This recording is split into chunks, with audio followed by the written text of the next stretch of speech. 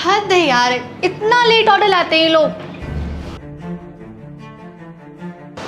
ये लीजिए मैम आपका ऑर्डर। इतना टाइम लगता है ऑर्डर लाने में? वो मैम ट्रैफिक ज़्यादा था इसलिए लेट हो गया, सॉरी। ऑर्डर खुला हुआ है, इसमें से एक पीस भी गायब है, तुम्ही ने खाया होगा।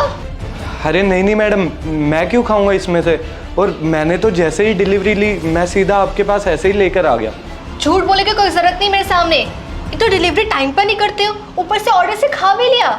मैडम आप ऐसा तो मत बोलिए, मैंने आपको बताया तो थोड़ा ट्रैफिक था इसलिए लेट हो गया, लेकिन इसका मतलब ये थोड़ी ना है कि मैं आपके ऑर्डर में से खा लूँगा।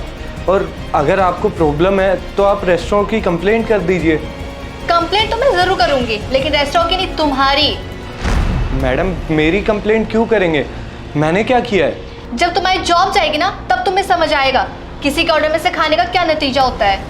मैडम प्लीज़ ऐसा मत कीजिए, मेरे घर में मैं इकलौता कमाने वाला हूँ, अगर मेरी जॉब चली गई तो मेरे घर वाले भूखे मर जाएंगे। मैडम प्लीज़ ऐसा मत कीजिए, मैं बर्बाद हो जाऊँगा।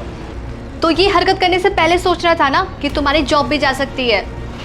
मैडम आप एक बात बताइए, थोड़े से खाने के लिए मैं ऐसा क्यों करूँगा, और मैं अपनी और अपनी कंपनी की रेटिंग थोड़ी ना डाउन कराऊँगा सिर्फ ऐसी हरकत करके। तो मेरा पिज्जा का पीस कहाँ गया, हाँ बताओ।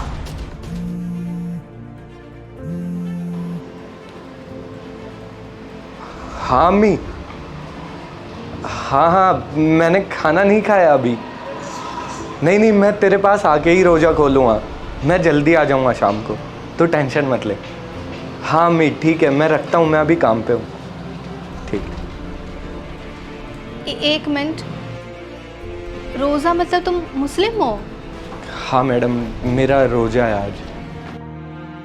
तुम्हारा रोज़ा है इसका मतलब तुमने कुछ खाया पिया नहीं होगा, तुम तो पानी तक भी नहीं पीते हो ना, तो पिज़्ज़ा तुमने नहीं खाया होगा। मैडम इतनी देर से मैं आपको यही तो समझाने की कोशिश कर रहा था, लेकिन आपने मेरी बात ही नहीं सुनी। मैंने आपको कितनी बार बोला कि ये पिज़्ज़ा मैंने नहीं खाया। भैया आप मुझे प्लीज़ माफ़ कर दीजिए, मैंने अपने ऑर्डर में कमी देखी तो आप पर चिल्ला दिया बिना कुछ सोचे समझे। मुझे लगा आप नहीं खाया होगा, मुझे सच में नहीं पता था कि आपका रोज़ा है, मुझे समझना चाहिए था। आप सच में मुझे माफ़ कर दीजिए।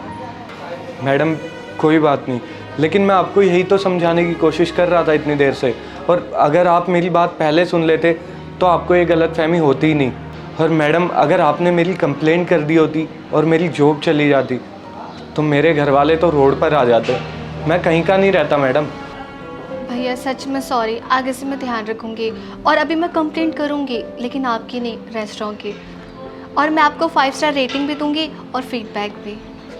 उसके लिए आपका बहुत बहुत धन्यवाद मैडम, लेकिन मैं आपसे एक गुजारिश करता हूँ, आगे से कभी ऐसा मत करना, क्योंकि आपकी एक गलतफहमी की वजह से किसी की ज़िंदगी बर्बाद हो सकती है और उसका परिवार भी भूखा मर सकता है।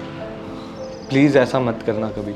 जी भैया मैं ध्यान रखूँगी, वंस अगेन सॉरी। चलता हूँ मैडम।